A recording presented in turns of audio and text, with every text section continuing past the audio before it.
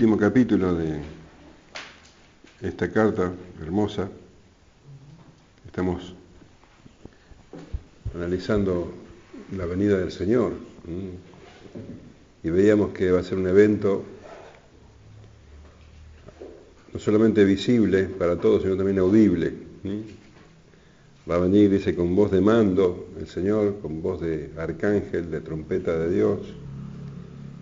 Veíamos cómo, porque la preocupación de los tesalonicenses era qué sucedía con los que ya habían muerto para cuando el Señor vuelva, que iban a estar en desventaja, los que estaban vivos iban a recibir al Señor con cuerpo y alma, y los muertos ya sus cuerpos estaban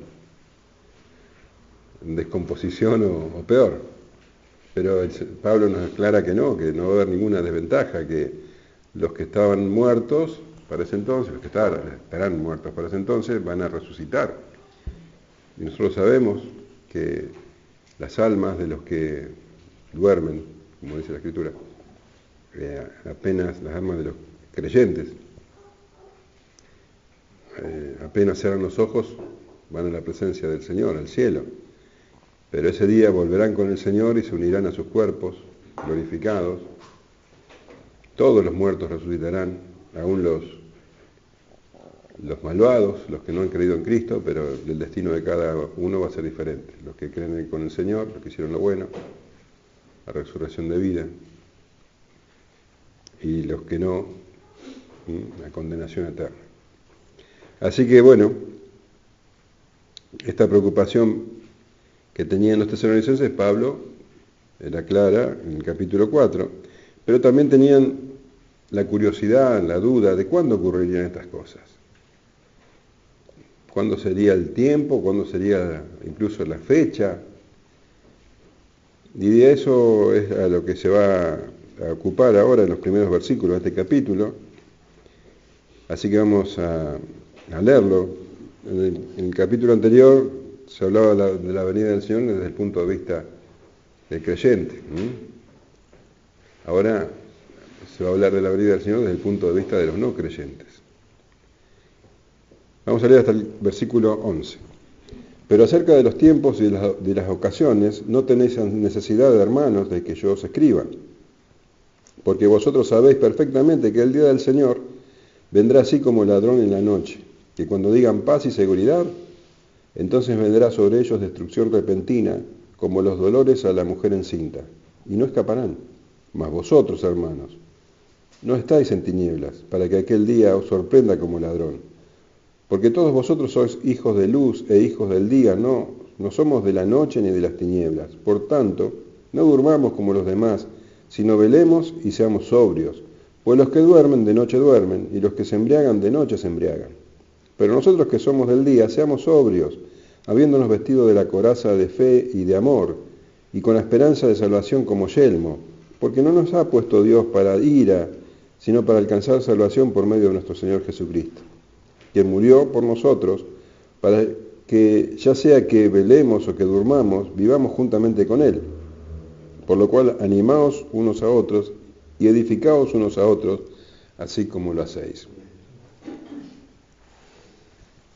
Entonces, Pablo dice que acerca de los tiempos y de las ocasiones no tiene necesidad de hablar, porque ya él, en el poco tiempo que estuvo en Tesalónica, había hablado de esto, le había tratado ya este tema.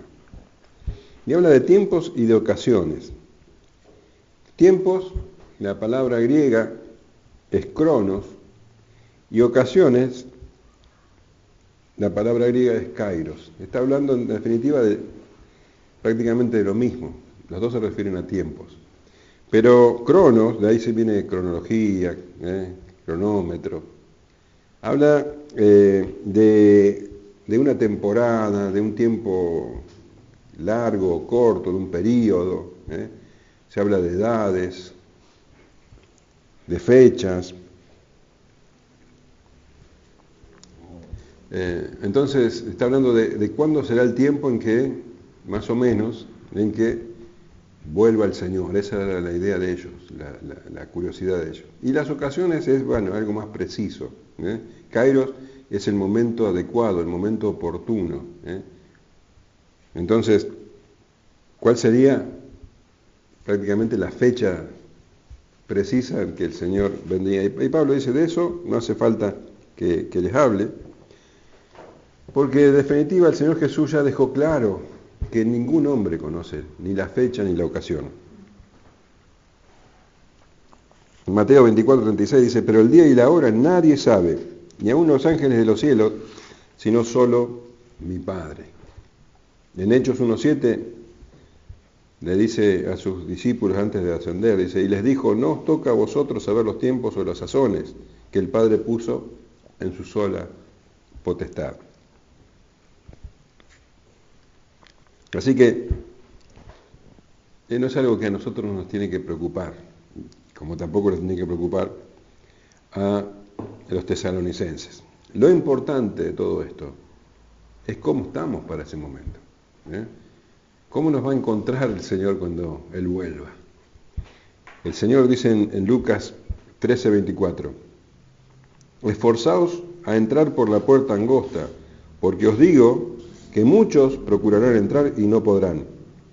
Después que el padre de familia se haya levantado y cerrado la puerta, y estando fuera empecéis a llamar a la puerta diciendo, Señor, Señor, ábrenos, Él respondiendo os dirá, no sé de dónde sois.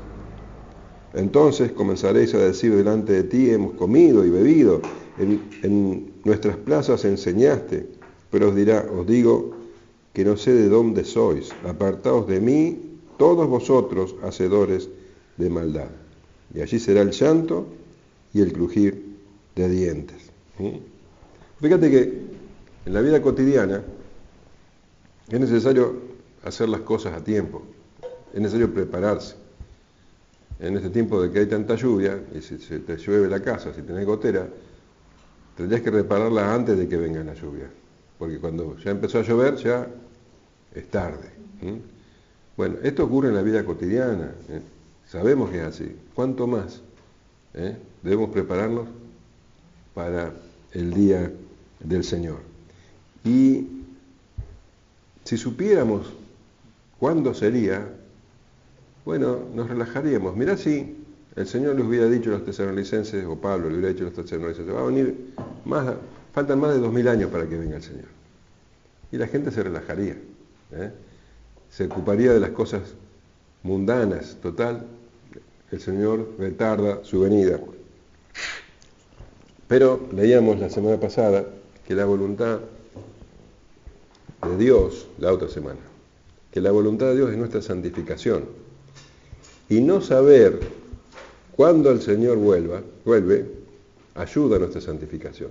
Ayuda a que estemos constantemente buscando esa santidad, buscando que el Señor nos halle haciendo lo que debemos.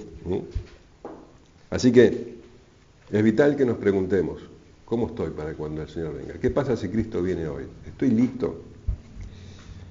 Romanos 13:11 dice, y esto, conociendo el tiempo, que es ya hora de levantarnos del sueño, porque ahora está más cerca de nosotros nuestra salvación que cuando creímos. La noche está avanzada y se acerca el día. Desechemos pues las obras de las tinieblas y vistámonos las armas de la luz. Andemos como de día, honestamente, no en glotonerías y borracheras, no en lujurias y lascivias, no en contiendas y envidia, sino vestidos del Señor Jesucristo y no proveáis para los deseos de la carne. Y el apóstol Pedro, en su primera carta, le escribe en el capítulo 4, versículo 3, baste ya el tiempo pasado para haber hecho lo que agrada a los gentiles, andando en lascivias, concupiscencias, embriagueces, orgías, disipación y abominables idolatrías. A estos les parece cosa extraña que vosotros no corráis con ellos en el mismo desenfreno de disolución y os ultrajan. Pero ellos darán cuenta al que está preparado para juzgar a los vivos y a los muertos. Porque por esto también ha sido predicado el Evangelio de los muertos, para que sean juzgados en carne según los hombres, pero vivan en espíritu según Dios. Mas el fin de todas las cosas se acerca. Sed pues sobrios y velad en oración. Así que dice que el tiempo se acerca, y estamos más cerca ahora que cuando creímos. Eso es una realidad. Así que tenemos que vivir como si el tiempo fuera corto. El Señor dijo, vengo en breve. Así que esa es la manera correcta de vivir. Porque vosotros sabéis perfectamente que el día del Señor vendrá así como ladrón en la noche. Bueno, ¿cómo viene un ladrón en la noche? Por sorpresa. Mirá si el ladrón te avisara, mirá, a eso de las 12 voy a empezar, voy a ir por la casa de tal, a eso de las 3 de la mañana voy a caer por tu casa. ¿Qué haces vos? Te preparás, ¿no es cierto? Guardás todo, todas las cosas de valor, las ponés bajo llave, te pones ahí en la ventana o en la puerta, ahí esperando que venga, ¿estás preparado? Capaz que te compré una escopeta inclusive. Porque sabés que va a venir un ladrón y vos te preparás. Bueno, porque el negocio del ladrón es que la gente no sepa cuándo cae. Es tomarlos por sorpresa, cuando no están preparados. Así que tenemos que entender lo absurdo de buscar fechas, tiempos, aunque parecería como que la Biblia no habla de esto, porque todo el tiempo, constantemente hay sectas, iglesias, pastores, estudiosos que están arriesgando alguna fecha. Los testigos de Jehová, por ejemplo, dijeron que el Señor iba a venir en 1914. Claramente no vino. Entonces dijeron, bueno, vamos a postergarlo un poquito. 4 años. Para ese momento parecía mucho tiempo, pero ya pasó. Pasó en 1918, entonces dijeron, bueno, no, en 1925 vendrá. ¿Y qué te parece que pasó? Así que dijeron, vamos a ser más sabios, vamos a postergarlo bastante más. 1975 fue la otra fecha. Y llegó, y así como llegó, quedaron en ridículo. Los mormones anunciaron que Cristo vendría en 1891. Los adventistas en 1843 y en 1844. Y los evangélicos, bueno, cada tanto aparece alguno que dice tal año, tal año, tal año. El hecho más contundente, que ya lo hablamos, fue cuando Israel fue reconocida como Estado, en 1948. Entonces se entendía que esa era la señal de la higuera y que no iba a pasar una generación hasta que el Señor volviera. Una generación bíblica se considera de 40 años. Entonces dijeron, el Señor va a venir antes de 1988. Y bueno, conocemos, tal vez no ustedes, pero gente que dijeron, no voy a hacer estudiar a mis hijos, total ya el Señor vuelve. ¿Para qué capacitarse? ¿Para qué prepararse para más adelante si el Señor viene? Y no vino el Señor. Entonces, ¿cuál fue la solución? Cambiar lo que se entiende por una generación. Dijeron, no, una generación bíblica no son 40 años, son 70 años. Lo postergaron para 2010 más o menos, 2018, no sé. Como no llegó, dijeron, no, la generación bíblica son 120 años. Así que... papelones tras papelones, pero el Señor dijo claramente, nadie sabe. ¿Cuál es el sentido de buscar fechas? Y en el versículo 3 dice que cuando digan paz y seguridad, entonces vendrá sobre ellos destrucción repentina como los dolores a la mujer encinta y no escaparán. Cuando digan paz y seguridad. Algunos intérpretes estudiosos de la Escritura dicen que lo que está anunciando acá es un periodo final de prosperidad económica, de una paz mundial. Pero no es lo que en este pasaje se dice. Pablo está hablando más bien de que las personas van a estar viviendo sus vidas de manera tranquila, como que nada nuevo está por ocurrir. Un poco lo que dijo el Señor. Cuando digan paz y seguridad es como si dijeran, no hay problema, todo está bien, Podemos seguir planificando para el futuro. El Señor en Mateo 24:37 dice, mas como en los días de Noé, así será la venida del Hijo del Hombre.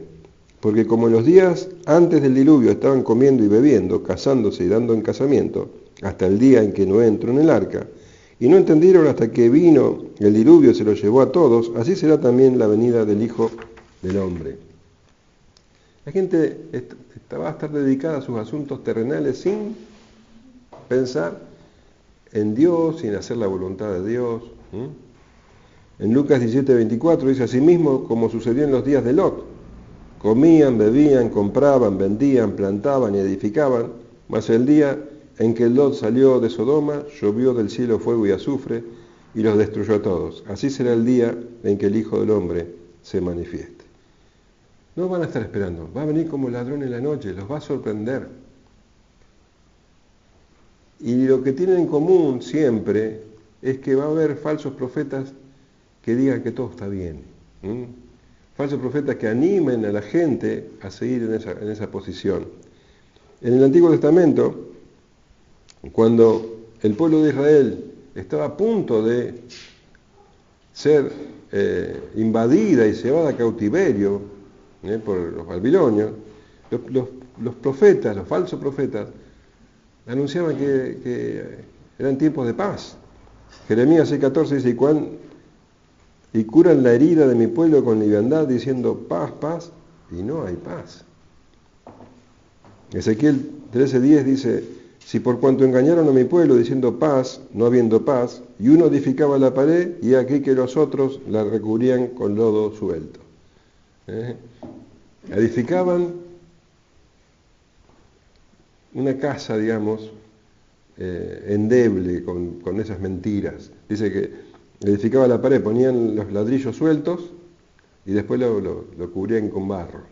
Esa es la función de los falsos profetas. Se va a caer. Y cuando algún profeta verdadero les hablaba de la verdadera condición, de lo que verdaderamente iba a ocurrir, de lo que verdaderamente Dios decía, bueno, dice Amós 6:1, ¿qué aflicción les espera a ustedes que están a sus anchas en medio de lujos en Jerusalén, y a ustedes que se sienten seguros en Samaria? Son famosos y conocidos en Israel, y la gente acude a ustedes en busca de ayuda. ¿Qué aflicción les espera? Pero esta clase de mensaje no les gustaba, como tampoco gusta ahora cuando los predicadores llaman a arrepentimiento, cuando les dicen que están bajo la ira de Dios. No les gusta ese tipo de mensaje. Incluso Pedro dice que se van a levantar personas, que va a haber personas que se van a burlar de la idea de que va a venir el Señor. Porque, según ellos, todo sigue igual desde los tiempos de la creación. Segunda de Pedro 3:3 dice, sabiendo primero esto, que en los postreros días vendrán burladores andando según sus propias concupiscencias y diciendo, ¿dónde está la promesa de su advenimiento? Porque desde el día en que los padres durmieron, todas las cosas permanecen así como desde el principio de la creación. Entonces, dice que la destrucción vendrá como los dolores en la mujer encinta y no escaparán. Una mujer encinta, una mujer embarazada, hace su vida normal. Sigue cocinando, lavando la ropa. Yo me acuerdo que cuando nació mi primer hijo fuimos al cine, y en el cine empezaron los dolores. O sea, pero está embarazada, o sea, en algún momento los dolores van a venir, no hay forma de escapar de eso, porque está embarazada. De la misma manera ocurre con el mundo. El mundo está bajo maldición. Y el Señor Jesús Dios determinó un día para que todo termine. Entonces, así como la mujer encinta comienza sus dolores y no puede volver atrás, bueno, así vendrá la destrucción sobre el mundo. Pedro dice en su segunda carta, capítulo 3, pero el día del Señor vendrá como ladrón en la noche, en el cual los cielos pasarán con gran estruendo, y los elementos ardiendo serán deshechos, y la tierra y las obras que en ella hay serán quemados. Y Apocalipsis habla de la reacción de las personas, dice capítulo 6, versículo 15. Y los reyes de la tierra, y los grandes, los ricos, los capitanes, los poderosos, y todo siervo y todo libre, está hablando de toda clase de gente, desde los reyes hasta los esclavos, se escondieron en las cuevas y entre las peñas de los montes. Y decían a los montes y a las peñas, caed sobre nosotros, y escondernos del rostro de aquel que está sentado sobre el trono y de la ira del Cordero, porque el gran día de su ira ha llegado, y ¿quién podrá sostenerse en pie? Mas vosotros, hermanos, no estáis en tinieblas, para que aquel día os sorprenda como ladrón. Va a venir como ladrón para el mundo, no para nosotros. Hay un claro contraste entre cuando el Señor venga, entre los creyentes y los no creyentes. El apóstol dice que, mas vosotros, hermanos, a los hermanos en la fe, a los que estamos en Cristo, bueno, a nosotros no nos va a sorprender. Porque dice, ellos están en tinieblas, nosotros no. Y cuando habla de tinieblas, habla de pecado, los pecados son tinieblas, pero también habla de tinieblas internas. La ignorancia es tiniebla, la incredulidad es tiniebla. Pablo habla del entendimiento entenebrecido en Efesios. En 2 Corintios habla de que Satanás entenebreció el entendimiento de los incrédulos. Entonces, el mundo está rodeado de tinieblas, la gente del mundo está rodeada de tinieblas y está tomada por las tinieblas. Entonces, claro, el día que el Señor venga los va a tomar totalmente de sorpresa, pero nosotros no estamos en tinieblas, porque dice, todos vosotros sois hijos de luz e hijos del día, no somos de la noche ni de las tinieblas. Hijos de luz e hijos del día. Muchas veces habrás leído en la Escritura que se habla en estos términos, hijos de, hijas de Jerusalén, hijos de hombre, que está hablando de pertenencia o de similitud. El Señor es el Hijo del Hombre, ¿no?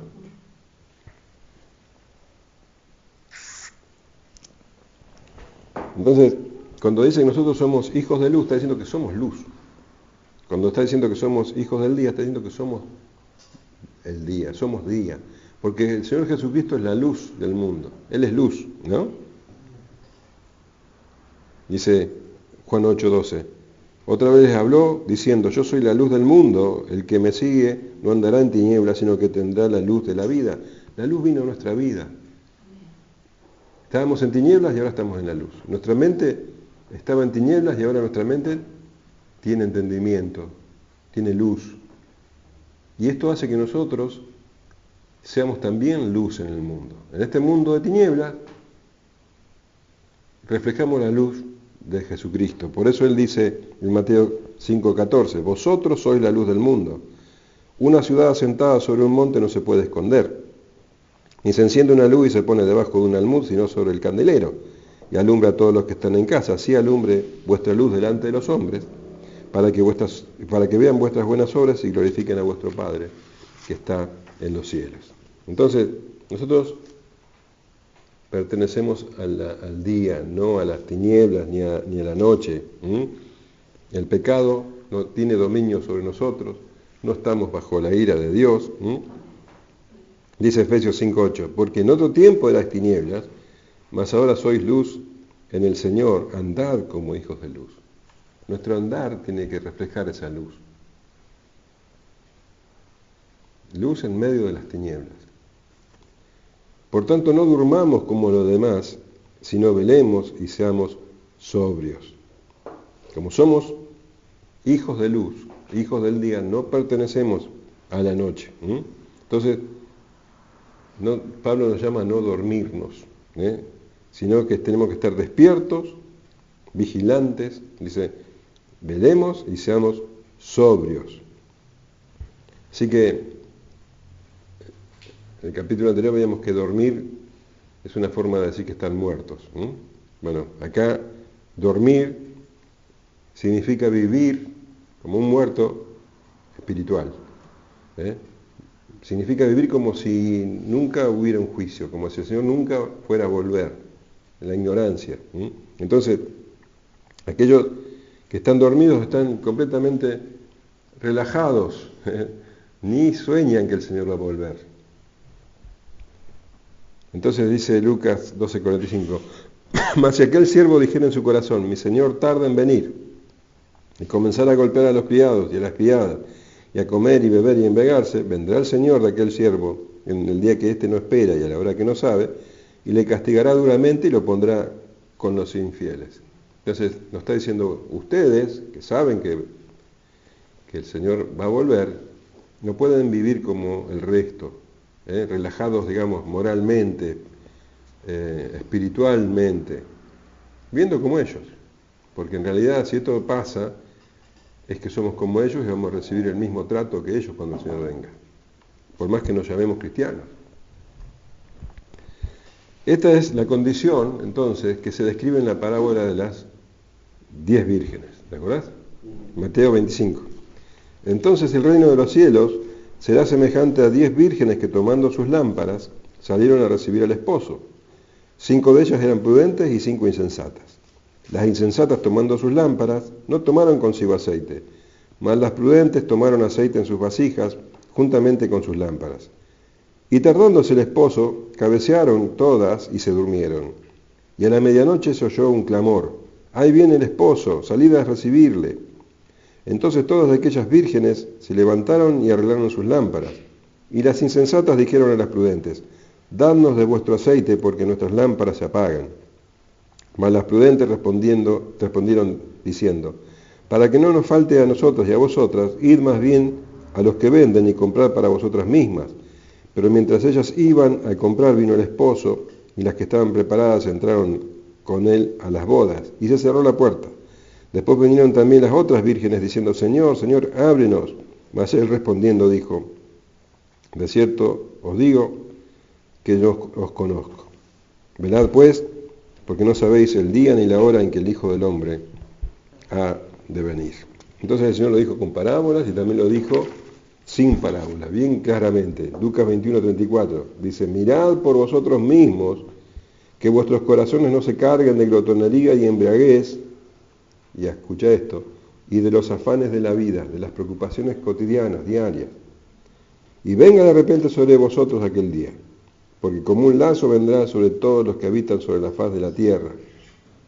Velad pues en todo tiempo orando que seáis tenidos por dignos de escapar de todas estas cosas que vendrán y de estar en pie delante del Hijo del Hombre. Entonces Pablo dice, ¿qué tenemos que hacer? Ser sobrios y velad. Velad significa que debemos vivir en santidad, conscientes todo el tiempo de que el Señor va a volver. Velad, dice en Mateo 24:42, porque no sabéis a qué hora ha de venir el Señor. 1 Corintios 16:13 dice, velad, estad firmes en la fe, portaos varonilmente y esforzaos, todas vuestras cosas sean hechas con amor. Entonces seamos sobrios, velemos y seamos sobrios, dice. Ser sobrios es todo lo contrario a qué? A ser ellos, a no tener control. Nosotros tenemos que ser sobrios, tenemos que vivir nuestras vidas, como leíamos en el capítulo anterior, con tranquilidad, haciendo lo que tenemos que hacer, trabajando, viviendo una vida que glorifique a Dios. Entonces, no tan pendientes de los goces de la carne, no tan pendientes del entretenimiento y de esas cosas como si fuera lo más importante, sino siempre estando en expectativa de que el Señor va a volver. Porque dice 1 Pedro 5:8, sed sobrios y velad, porque vuestro adversario el diablo, como león rugiente, anda alrededor buscando a quien devorar. No te dejes llevar por las preocupaciones, por los afanes de la vida, ni por las tentaciones de la vida, porque hay un enemigo. 1 Pedro 1:13 dice, pero por tanto ceñid los lomos de vuestro entendimiento, sed sobrios y esperad por completo en la gracia que se os traerá cuando Jesucristo sea manifestado. Entonces, bueno, La persona que es sobria no está tan pendiente ni se emociona tanto con las cosas del mundo. Bueno, la política sí puede interesarte, pero no es el fin de todas las cosas como para el resto de la gente, la economía y esas cosas. El que es sobrio tiene la mente puesta en otra cosa, en lo importante, en la venida del Señor. Pues los que duermen de noche duermen y los que se embriagan de noche se embriagan. Esto ocurre en la vida natural. Todas las cosas turbias suceden de noche, ¿no? La mayoría de los crímenes suceden de noche, la mayoría de los pecados se hacen de noche, cuando todos duermen, cuando nadie mira. Sabemos que los boliches se abren de noche, los antros de juego y de otras cosas, todos se hacen de noche. ¿Por qué será? Porque de noche están las tinieblas. Entonces, los que son de la noche, dice, bueno, duermen. Los que se embriagan, de noche se embriagan. Pero nosotros que somos del día, seamos sobrios, habiéndonos vestido con la coraza de fe y de amor y con la esperanza de salvación como yermo. Entonces nosotros no somos de la noche, somos del día. Estamos en la vereda opuesta. Entonces, no tenemos que dejarnos arrastrar por los que están en la noche. No tenemos que dejarnos arrastrar pensando que el Señor no va a volver o va a tardar su venida. No tenemos que estar desprevenidos. Dice que seamos sobrios, vigilantes, alertas. Y la figura que emplea Pablo es la de un soldado. Alguien que verdaderamente está preparado para la batalla es el soldado que tiene puesta la coraza, ¿no? Él está preparado. Y fíjate que acá habla de la coraza y del yelmo, que son dos elementos de defensa, no son elementos de ataque.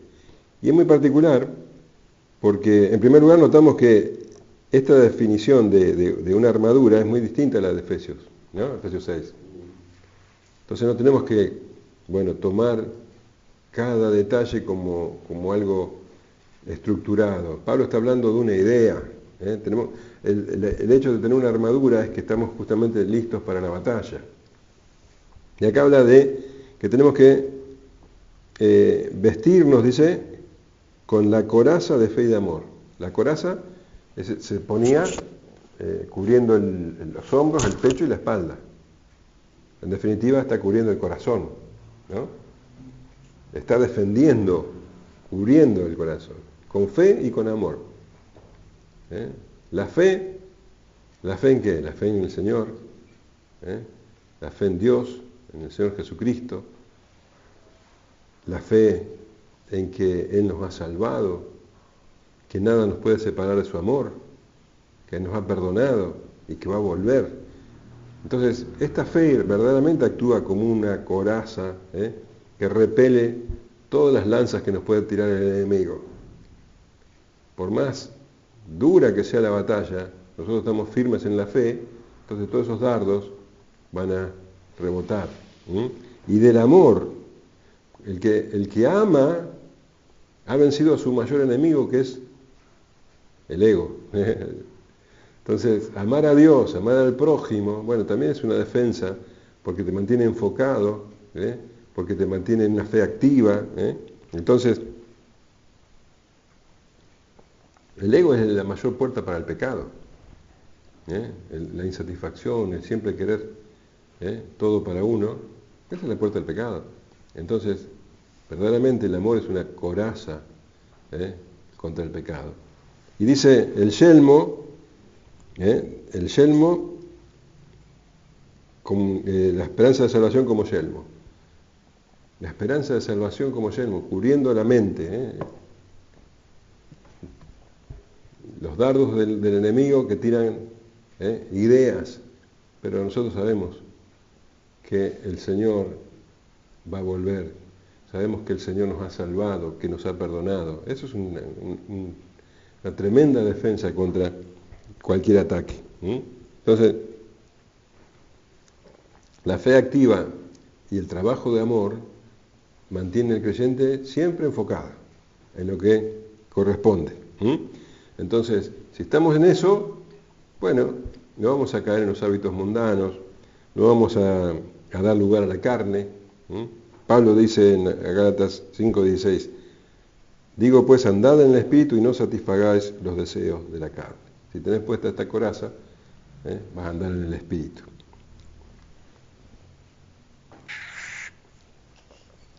¿Y cuál es esa esperanza de la salvación?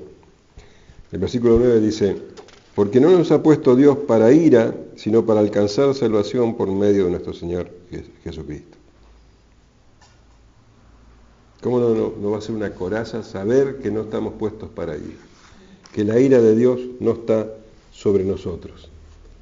En la segunda carta a los Tesalonicenses, en el capítulo 1, versículo 7, dice, cuando se manifieste el Señor Jesús desde el cielo, con los ángeles de su poder, en llama de fuego, para dar retribución a los que no conocieron a Dios, ni obedecen al Evangelio de nuestro Señor Jesucristo, los cuales sufrirán pena de eterna perdición, excluidos de la presencia del Señor y de la gloria de su poder, cuando venga en aquel día para ser glorificado en sus santos y admirado en todos los que creyeron, por cuanto nuestro testimonio ha sido creído entre vosotros. No estamos bajo la ira de Dios. Ese día para nosotros es un día de gloria, no es un día de temor. Y dice, no hemos sido puestos para ira, sino para alcanzar salvación. ¿Cómo alguien puede alcanzar salvación? ¿Cómo un pecador puede alcanzar salvación? Y ahí te lo dice, solamente por medio de nuestro Señor Jesucristo. ¿Qué hizo el Señor Jesucristo? Quien murió por nosotros, para que ya sea que velemos o que durmamos, vivamos juntamente con Él. Él murió por nosotros, por los tesalonicenses, por Pablo, por Timoteo, por Silvano y por todos los que ponen su fe en Él. El Señor Jesús dice, yo soy el buen pastor su vida da por las ovejas. Él dio su vida, Él murió por nosotros, para que ya sea que durmamos, ya sea que velemos o durmamos, vivamos juntamente con Él. Este es el propósito de todo, el propósito final. Que vivamos para siempre con Él. Así que no importa si estaremos vivos para ese entonces o estaremos muertos, todos los que hemos creído en Él vamos a vivir para siempre con Él. Por lo cual animaos unos a otros y edificaos unos a otros, así como lo hacéis. Animaos unos a otros. Y esta es la idea de la iglesia. Mirá la iglesia de Tesalónica tan jovencita. Ellos se edificaban y se animaban unos a otros. No es la idea en la Escritura de que haya una persona que anime y edifique a los demás. No es que es trabajo del pastor ni de un grupito de hermanos más maduros. Es un trabajo de todos. De eso se trata la iglesia. Hay una idea muy generalizada que dicen la iglesia es el hospital del alma. Entonces vamos ahí a que nos atiendan, a que nos curen. Y después cuando ya estamos curados, vamos por de nuevo. No. Nosotros todos estamos involucrados en este trabajo de animar y exhortar y edificar a los demás. Y Pablo dice, así como lo hacéis. Los tesalonicenses lo estaban haciendo. En eso se reflejaba su fe y su trabajo de amor. Eso ya lo estaban haciendo, entendían, estaban preparados. Como estaban preparados, estaban trabajando y bendiciéndose unos a otros. Así que nos queda la pregunta incómoda. Si el Pablo dice así como lo hacéis, también puede decirlo de nosotros. Pablo puede decirlo de vos, seguí haciendo esto que estás haciendo. Así estás bien.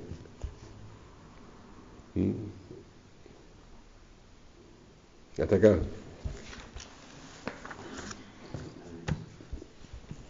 Llegamos.